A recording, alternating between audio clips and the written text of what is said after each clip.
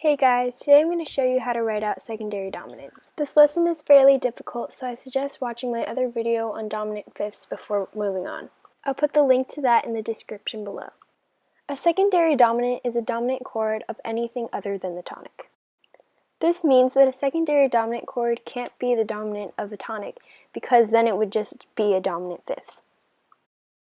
A secondary dominant chord is usually followed by the chord that it belongs to. They're usually indicated with a slash or the word of. Here I'll show you an example in the key of C major. We'll begin by writing out the tonic, which is the first chord in C major. The notes for this is C, E, and G. Let's say we're asked to write out the dominant second of the fourth chord. We'll begin by writing backwards by writing out the fourth chord. The notes for this are F, A, and C. Now we treat the 4 chord as our tonic and write out the dominant fifth for that. The notes for this is going to be C, E, G, and B. Taking the root note of our new tonic, we know that our new key is an F. Because the scale degree is major, we know that we're in the key of F major. After we've written out our new key, we write out the new key signature. F major has B flat. Once we have our new key signature written out, we add the accidentals. When working with secondary dominants, you'll most likely encounter a question similar to this. You will be asked to find the secondary dominant based on a key signature and a scale degree. Based on the quality of the scale degree, we know that we're in D major. Now we know the key signature, we write the second chord, which is E, G, and B. Then once again, we write the dominant 7th chord using that new chord as our tonic. Based on the quality of our scale degree note and the root note of our new tonic, we know that we're in E minor. Once we know what key we're in, we can write out the new key signature, which is F sharp and D sharp. We have D sharp because we're working in harmonic minor. Once we figured that out, we add any necessary accidentals. Alright, let's try a new one where we're given 3 flats and told to find the secondary dominant chord of a fifth. Because the 5th chord always has the same quality, neither major or minor, they'll always be sure to tell you what key you're working in. In this case, it's minor, so we know we're working in C minor. So we write out our 5th chord for that, which is G, B flat, and D.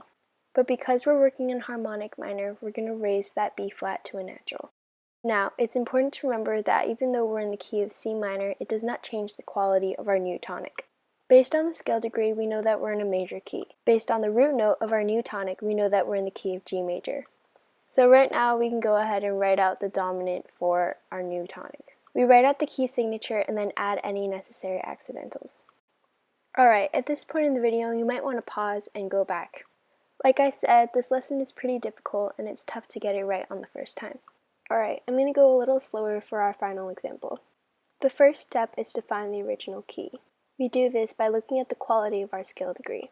Because it's a major fourth and the major fourth only appears in the major key, we know that we're in the key of B major. The next step is to find the new key. We do this by writing out the 4th chord in B major. The notes for that are E, G, and B. Now because the root note of our new tonic is E, we know we're in the key of E. Because of the quality of our scale degree, we know we're in E major. Once we figure this out, we write out the new key signature. Major has F, C, G, and D. The third step is to write out the new 5th chord. We do this by writing out the 5th of our new tonic. The new dominant 7th chord is going to be B, D, F, and A.